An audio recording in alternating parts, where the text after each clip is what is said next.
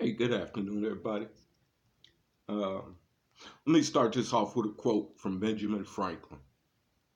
He said that anyone who would sacrifice freedom for safety deserves neither. I say that because I'm so fed up to here with black people who, up until Hillary Clinton and Barack Obama told them they shouldn't like guns, had a house full of them, probably still do. At least their relatives do. I'm sick of the hypocrisy. Why do I say hypocrisy? Because these very same Negroes will stand up on Monday at 10 a.m. and tell you that all white people are bad. White supremacy is on the rise. Uh, they will tell you that we need to defend ourselves against white supremacy by any means necessary. And then tell you to give up the only thing with which you can defend yourself against white supremacy. Uh, Grew up in a house full of guns. All women, me, in a house full of guns. My mother had a so-called assault rifle. We didn't call them assault rifles in the 60s, 70s, 80s, 90s. No, that's something your political masters gave you. At any rate, I grew up in a house full of guns. And I'm pretty damn sure that every house in my neighborhood had at least two guns in it, probably more. Weren't no mass shootings in the 50s, 40s, 30s, 60s, 70s, 80s, 90s. No, that shit's new. You know, I was in a gun store, what was it, last week before last, picking up a new pistol. And had a conversation with the gentleman doing my paperwork. And we were talking about these mass shootings. And he says, you know what I think would stop all these mass shootings? I'm like, what? He goes, maybe if the government would stop driving people to desperation, they'd quit this shit. Because this is new. Now, mind you, I'm talking to a 30-something white guy. Fucked me up. Because he was absolutely right.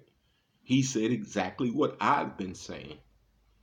This system, this system is driving people to desperation to the point where they don't know what else to do. And they just want to be noticed. And the only way for them to be noticed is to do some ignorant shit. And again, a lot of these people were born into a society or into a family dynamic that taught them, hey, just hate black people. I was born into a family dynamic that taught me you can't trust white people no fall and you pick them up and throw them. I know that that's wrong now. I was born into a family dynamic that told me never, ever, or as my mother put it, you better not never bring one of them stringy haired things in my house. Well, Helen, you'd have to be pissed off today. Because I don't give a fuck about your antiquated bullshit. Because that's what it is. Bullshit. This bullet lodged in my fucking face uh, came from a Negro. A Negro I grew up with named Damon fucking bitch ass Bird. Uh, it was white people that put me back together. I have yet to see a firearm. I have yet to see a firearm get up on its own, walk out of the house, and kill someone. No, it doesn't happen.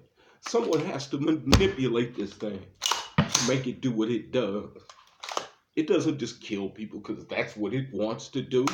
No, it's not made like that. It's an inanimate object. It's aluminum, steel, and plastic. Nothing inherently dangerous or demonic about it.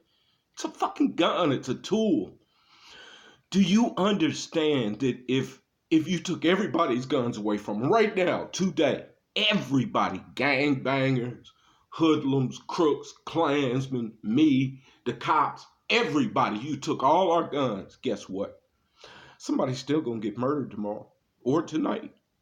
Somebody will use a hammer, a baseball bat, heaven forbid, a Molotov cocktail. You see, humans are good at killing each other. That's what we do. So taking away the tools we use, we're just finding another tool. Now, as far as for those of you who say, well, AR-15s weren't included in the Constitution. Yeah, they were. You see, you'll say that these are military grade weapons. Not really. But I'll tell you what, in 1776, every rifle was a military grade rifle. Nobody had any different. Uh, and believe it or not, there were repeating self-loading weapons in those days. They weren't very practical, but they were repeating arms in those days. Uh, our Constitution has this written into it for a reason, so that we can fight back against a government that goes rogue. Period. Die.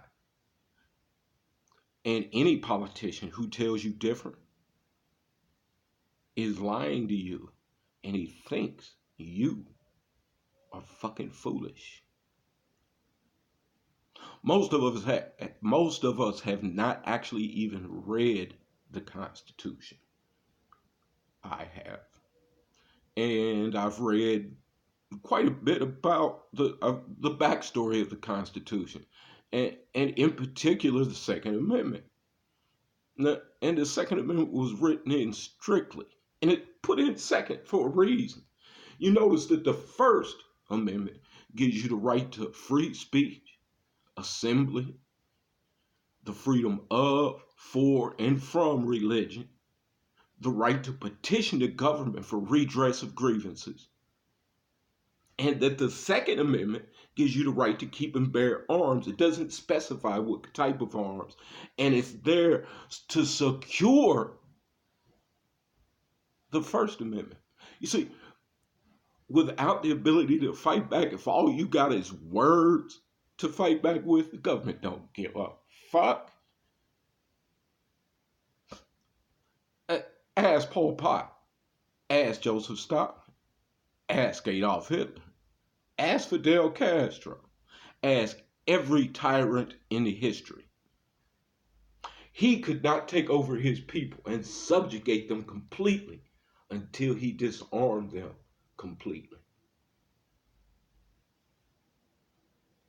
Peace.